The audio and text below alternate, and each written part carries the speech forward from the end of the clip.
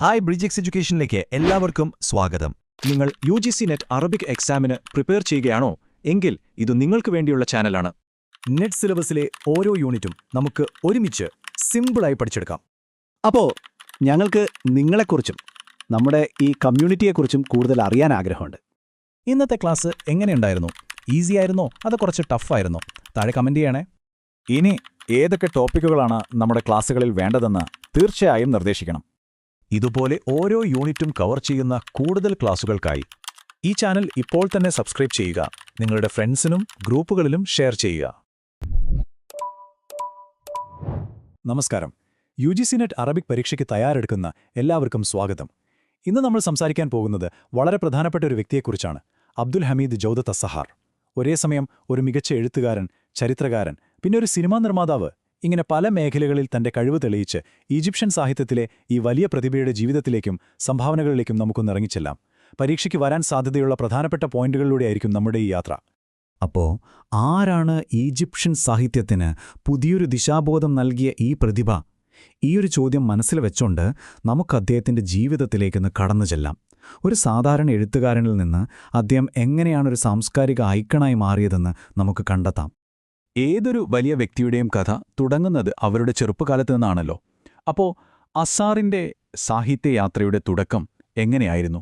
അദ്ദേഹത്തെ രൂപപ്പെടുത്തിയ സാഹചര്യങ്ങൾ എന്തൊക്കെയായിരുന്നു? നമുക്ക് നോക്കാം.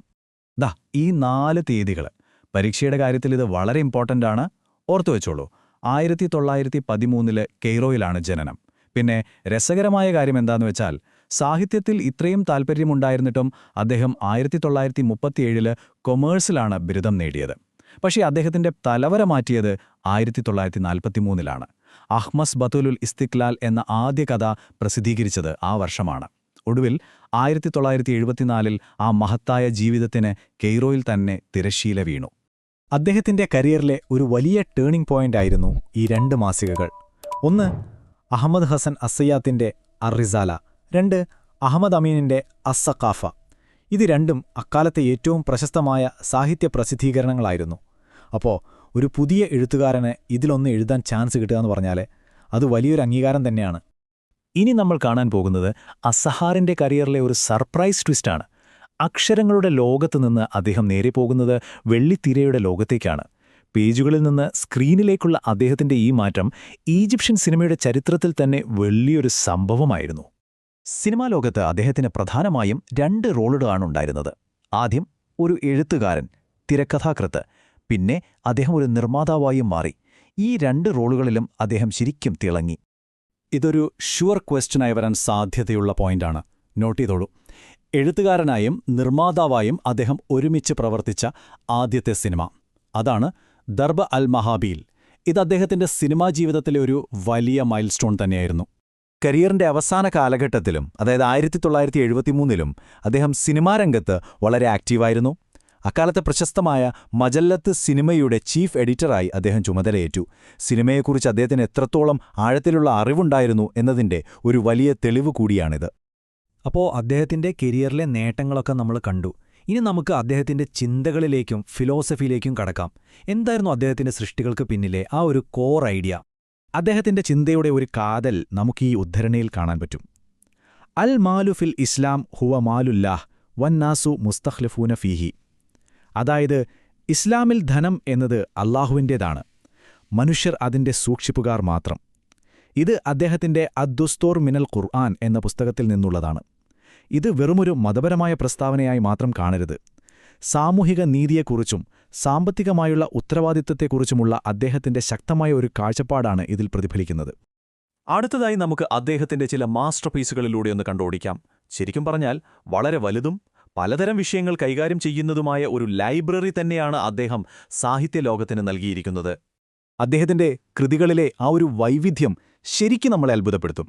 നോക്കൂ, ഒരു സൈഡിൽ ഉമ്മുൽ അറൂസ പോലെ ഈജിപ്ഷ്യൻ കുടുംബജീവിതത്തിന്റെ കഥ പറയുന്ന സോഷ്യൽ നോവലുകൾ, മറ്റേ സൈഡിലോ മുഹമ്മദ് റസൂലുള്ളാ വല്ലദീന മാഹു, അൽ ഖുലഫാ ഉർ റാഷിദൂൻ പോലെയുള്ള ഇസ്ലാമിക ചരിത്രത്തെ അടിസ്ഥാനമാക്കിയുള്ള വലിയ വലിയ രചനകൾ. ഓരോ പുസ്തകവും തികച്ചും വ്യത്യസ്തമായ ഒരു വായനാനുഭവം തന്നെയാണ് തരുന്നത്. അപ്പോൾ ചുരുക്കി പറഞ്ഞാൽ അബ്ദുൽ ഹമീദ് ജൗദത്ത് അസ്സഹാർ ഒരു ഓൾറൗണ്ടറായിരുന്നു എന്ന് തന്നെ പറയാം. ഒരു സാഹിത്യകാരൻ, നോവലിസ്റ്റ്, ചരിത്രകാരൻ, ഈ 3 മേഖലകളിലും അദ്ദേഹം ഒരുപോലെ തിളങ്ങി. അതായത് എഴുത്തിലെ ക്രിയേറ്റിവിറ്റിയും ചരിത്രത്തിലെ റിസർച്ചും സിനിമയിലെ സ്വാധീനവും ഇതെല്ലാം അദ്ദേഹം ഒരേ സമയം ഒരുമിച്ച് കൊണ്ടുപോയി. ഓർത്തുവെക്കാൻ എളുപ്പമുള്ളൊരു സമ്മറിയാണിത്. അപ്പോൾ അവസാനിപ്പിക്കുന്നതിന് മുൻപ് നമുക്ക് ഈ ഒരു ചോദ്യത്തെക്കുറിച്ചൊന്ന് ആലോചിക്കാം. അസ്സഹാറിന്റെ കൃതികൾ എങ്ങനെയാണ് ഈജിപ്തിലെയും മറ്റ് അറബ് രാജ്യങ്ങളിലെയും ഒരു തലമുറയുടെ ചിന്തയെയും കാഴ്ചപ്പാടിനെയും രൂപപ്പെടുത്തിയത്? അദ്ദേഹത്തിന്റെ സ്വാധീനം എത്രത്തോളം വലുതായിരുന്നു എന്ന് മനസ്സിലാക്കാൻ ഈ ചോദ്യം നമ്മളെ സഹായിക്കും. ഇതിനെക്കുറിച്ച് നിങ്ങൾ തീർച്ചയായും കൂടുതൽ പഠിക്കുകയും ചിന്തിക്കുകയും ചെയ്യണം. അടുത്തൊരു വിഷയവുമായി നമുക്ക് വീണ്ടും കാണാം. അപ്പോ നമ്മൾ പ്രധാന കാര്യങ്ങളൊക്കെ പറഞ്ഞു കഴിഞ്ഞു. ഇനി അടുത്ത സ്റ്റെപ്പ് എന്താണെന്ന് നോക്കിയാലോ?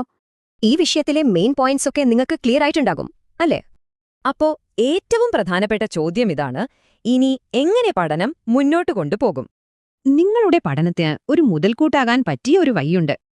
അതാണ് ബ്രിഡ്ജ് 6 എഡ്യൂക്കേഷന്റെ ഈ പുതിയ പ്രിന്റഡ് ബുക്ക്. ഈ ബുക്കിനെ സ്പെഷ്യൽ ആക്കുന്നത് ഇതിന്റെ ഉള്ളടക്കം തന്നെയാണ്. നമ്മുടെ ഓരോ ക്ലാസ്സിലെയും പോയിന്റ്സും കഴിഞ്ഞ 5 വർഷത്തെ നെറ്റ് എക്സാം ക്വസ്റ്റ്യൻസും ഇതിലുണ്ട്. ഈ ബുക്കിന്റെ ഒരു കോപ്പി ഓർഡർ ചെയ്യാൻ വളരെ എളുപ്പമാണ്.